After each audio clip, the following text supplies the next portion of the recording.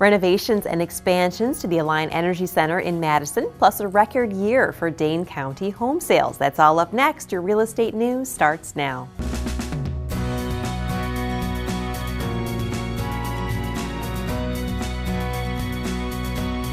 Thank you for watching your real estate news. I'm Stacy Hansen. It's time for this week's real estate numbers with a look at the number of new residential listings in each county throughout South Central Wisconsin for the months of December 2016, according to the South Central Wisconsin MLS. In Dane County, there were 332 new listings. In Columbia County, there were 42. In Rock County, there were 103. In Greene County, there were 28 new listings. In Sauk County, 48. In Iowa, Grant, and Lafayette counties combined, there were 35 new listings. In Dodge County, there were 33. In Crawford, Richland, and Vernon counties combined, there were 19 new listings. According to the South Central Wisconsin MLS, Dane County's 2016 single-family home and condo sales set a new record with 8,073 reported transactions. Median prices also continue to increase in Dane County. They rose for the 16th time in the past 17 months. A new study regarding the redevelopment of the Alliant Energy Center campus in Madison is suggesting renovations and expansions which could cost more than $240 million. Hunden Strategic Partners, a firm based out of Chicago, presented the report to the Alliant Energy Center Strategic Design Study Committee. The Coliseum would require the biggest improvements at a cost of more than $87 million. According to the Wisconsin State Journal, that's roughly half of the price to demolish and rebuild it. Hunden told the Journal that the center could add more than 600 full-time jobs with the expansions and renovations, along with attracting more visitors to the area.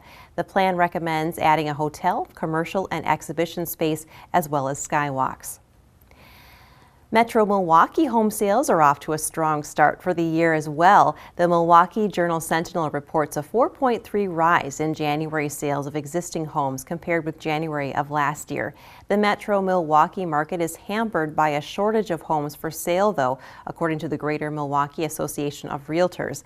They said the 1,684 homes listed on the market was the fewest of any January in the 21st century in that area. The metro area did just finish its best year since the housing boom era, but experts are saying it could have been much stronger if there were more homes for sale. If you'd like additional information on these headlines, please reference the media sources you see listed on your screen.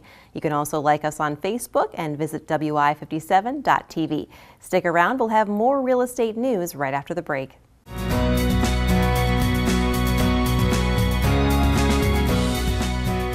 Welcome back to the Real Estate News. I'm now with Jason Schmidt from Acquire Restoration. Welcome, Jason. Good to have you here. So you guys do a lot of work over there at Acquire. What would you say is the most common issue that property owners are faced with that you can assist with? Well, when you're trying to purchase a home, the biggest thing that we see is mold in attics and basements. That really seems to be common lately. So we get a lot of calls on that pre-closing and sometimes just immediately after a home inspection. So how quickly can you respond to issues that are maybe brought up in a home inspection like that? Well, we've got an emergency response team. We're used to responding to fires and water damages and flooding. So that team is on call 24 hours a day, 7 days a week. Now with a mold job like this, we would come in and we're very capable of getting them done quickly prior to closing, with no issues whatsoever slowing up that process. What are some of the causes of some of this mold growth in homes that you're seeing? So a lot of those older homes have improper ventilation, and the bathroom vent fans are venting directly into the attic and not out through the roof or through the soffit.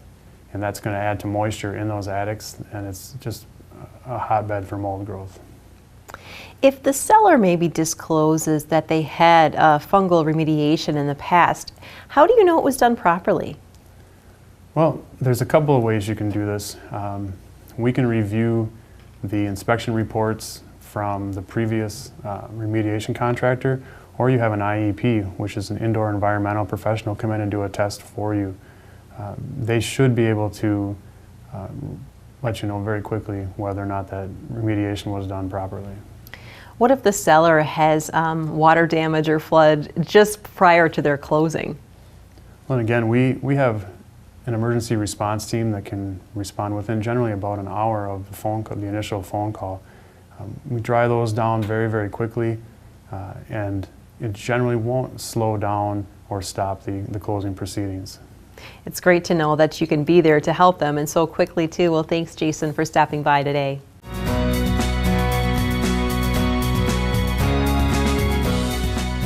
And welcome back to the Real Estate News. I'm now with Andrew Kimball from Kimmel Realtors. Welcome, Andrew. So how's the market in the Wisconsin Dells area? It's really getting busy. I mean, it was just Groundhog's Day the other day, and they said we were going to have 6 more weeks of winter, but it's definitely an early spring as far as real estate goes. The buyers are already out there, and it's really busy already. Definitely an early spring as far as real estate goes. That's great news for you guys. So tell me about your newest listing. Yeah, we just listed a very nice home at S1192 Coon Bluff Road. That's in Wisconsin Dells. It's a 3-bedroom, 2.5 bath, contemporary style home. It's on 2.4 acres. It's got an attached garage. It's got an additional 2.5 car garage. Also, the downstairs features a workshop area. It has a built-in bar. It has a built-in office. It's right by a golf course and also by a ski hill. And it's really nice. The location is great because it's just minutes from downtown Dells, and it's also just minutes from the interstate. So a very good location, and we've got that priced at just $269,900 for that new listing. Well, that sounds like a great one. Now, where can people get more information on that? Yeah, they can look at our website, WisconsinDellsHomesForSale.com, and we also have a single property website for this one that is the address S1192 Coon Bluff Road .2see.com, and that's a single property website that we have made for this property. So you mentioned being pretty busy right now. Would you say it's a good time for sellers to start listing?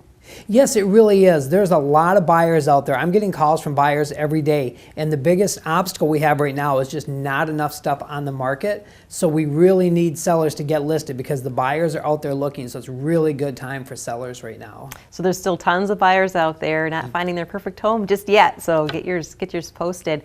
What about listing maybe vacation homes and condos, maybe in prep for the summer? Yes, you know, a lot of vacation homeowners and condo owners will winterize it for the winter, so they don't really want to have them listed over the winter. But it's still a really good time to talk to us about getting that listed. We can get all the paperwork done, get it under contract, and then when you're ready to get it listed, we'll be ahead of the game to get it listed onto the MLS, because it's going to be a very busy season, and the further we get into the season, the harder it's going to be to get to those listings to get them listed. So now's a great time to talk to a realtor about getting your property like a vacation home or a condominium listed, also so that we can get it into our marketing plan for the year as well. So definitely want to jump on that if you've got something you'd like to sell or like to buy. Thanks so much, Andrew, for stopping by today. Always great to see you. Oh, you're welcome. Thanks for having me.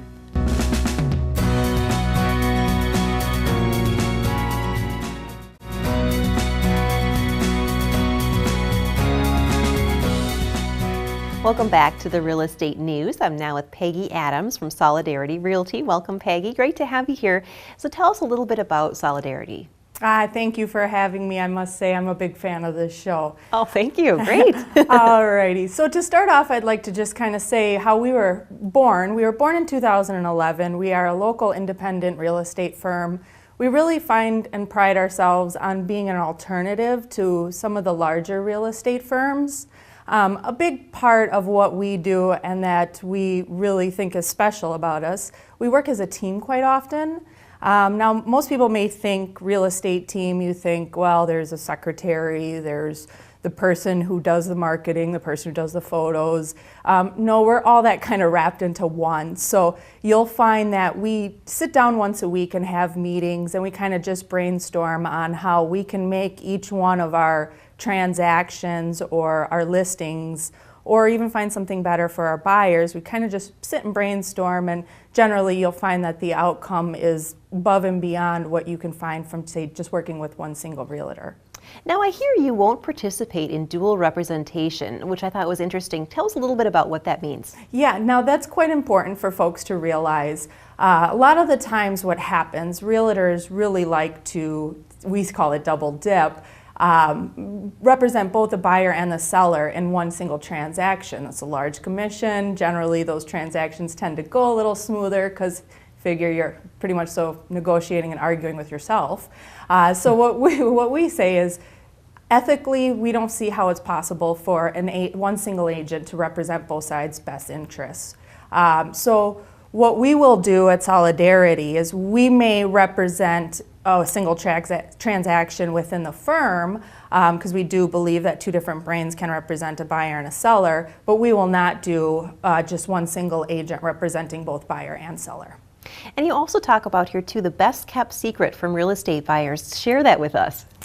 That is very important as well. And it's another big thing we pride ourselves on, which is really making sure that the public knows their rights. Buyers and sellers a lot of the times aren't familiar with how commissions are paid. Now, with us, what we do for a buyer's agent, generally those are free. Seller's agent, they are the ones that pay the commission, and then that listing agent then splits that commission with the buyer side. So really what I tell folks is just call an agent, get an agent to represent you. It's generally going to be free for a buyer. You'll see that commission split when you attempt to sell your property.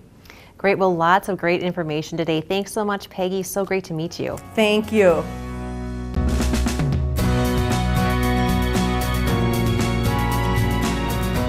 Welcome back to the Real Estate News. I'm now with Dale Prisk. He's from Pacific Union Financial. Welcome, Dale.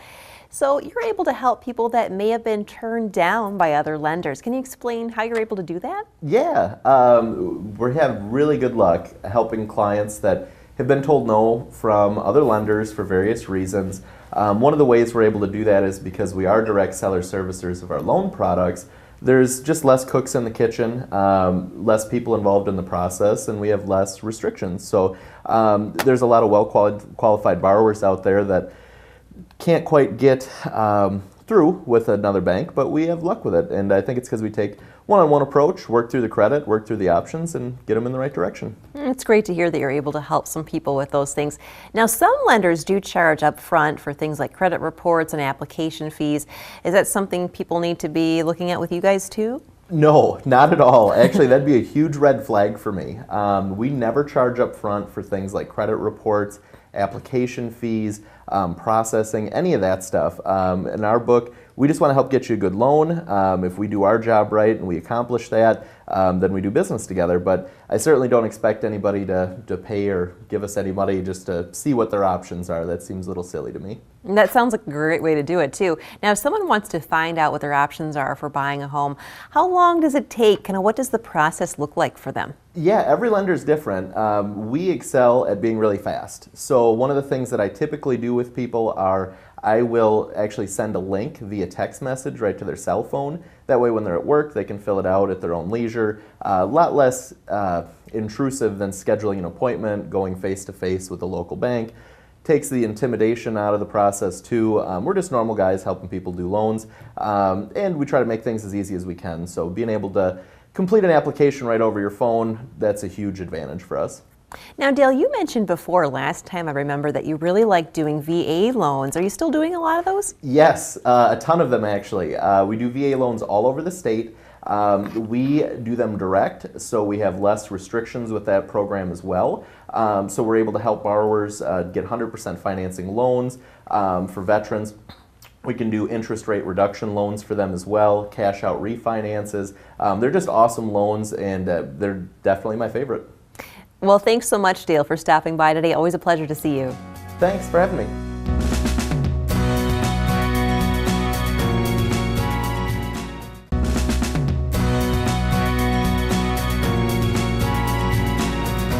Welcome back. I'm now with Lance Douglas from Cutco Closing Gifts. Welcome, Lance. Thanks for joining us today.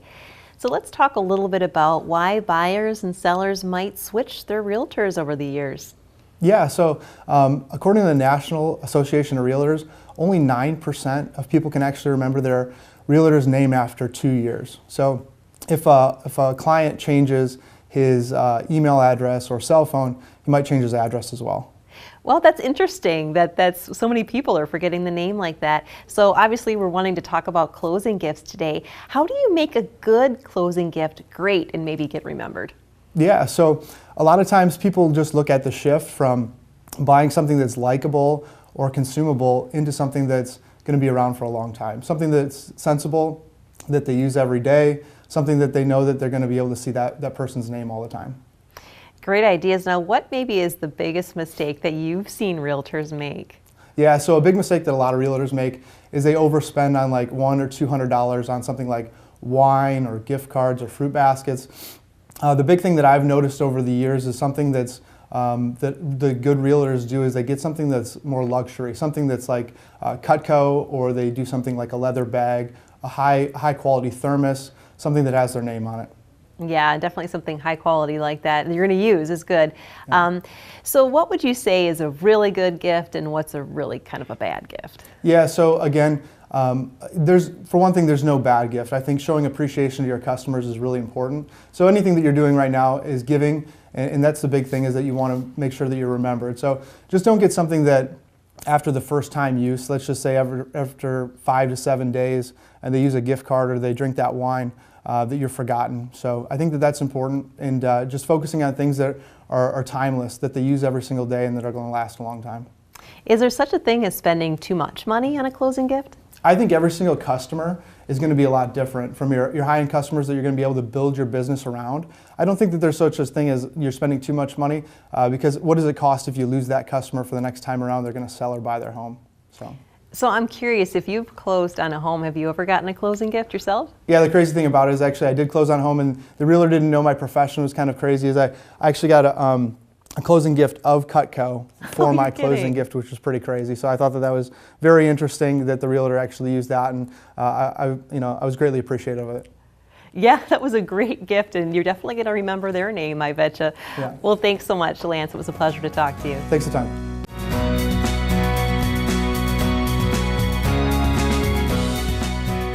Welcome back to the Real Estate News. I'm now with Rob Grether from Lake Point Realty. Welcome, Rob. Good to see you again. So how's it going? It's going great. It's great to be here. Thanks for having me. Sure, yeah. So what kind of things are you seeing in the real estate market nowadays? Well, it's wintertime, but we're having some pretty spring-like sales and activity. The weather's been pretty agreeable, and we've still got low interest rates, or lower, fairly low interest rates, still low inventory. So a lot of people out and about, kind of anxious to get in and see some houses, and a lot of activity. I'm sure like everybody else has been talking about. Yeah, so a good time to list then? It is. Open houses this last weekend. People out the door to get in and see them. Houses being listed, and then offers accepted within days, and like I said, a pretty low inventory, and then just some some real anxious buyers to get into something. So I know you'd like to kind of talk about some neighborhoods that you've been working in recently, and you kind of like to highlight those. What neighborhood would you like to talk about with us today? Well, I'm working a transaction out in Sun Prairie. It's the area around the Stone Ridge Estates Community Park. If people know Sun Prairie at all, that's kind of a newer area. There's a lot of new construction, kind of north of East Wash 151, or not East Wash, but Highway 151, between Bristol and Bird. There's a big park out there. Like I said, Stone Ridge. It's a great park. It's got an area for the kids. It's got soccer fields. In the wintertime, it's got some areas around. Ivy, come over here. It's got some areas around. Okay, that sounds great. Everybody, I'd like you to meet my daughter, Ivy. Hi, nice to meet you. I thought I heard a little voice there. For this session, Okay, but you need to call. I'll call them. Busy. My daughter had the phone, and apparently I missed a call. But yeah, so That's the kind of service you can expect from Lake Point Realty. It is, and I will be calling that person back immediately after this this interview. But yeah, it's a great area. There's some new construction in that area, as well as some newer, but newer amenities as well. Buck and Honey's is out there. So yeah, I don't know, great area. So great area definitely to check out. And if you've got a home that you're thinking about listing in that area, definitely now is a good time to sell as well as a good time to buy. Well, thanks so much, Rob. Always a pleasure. Thanks for having me.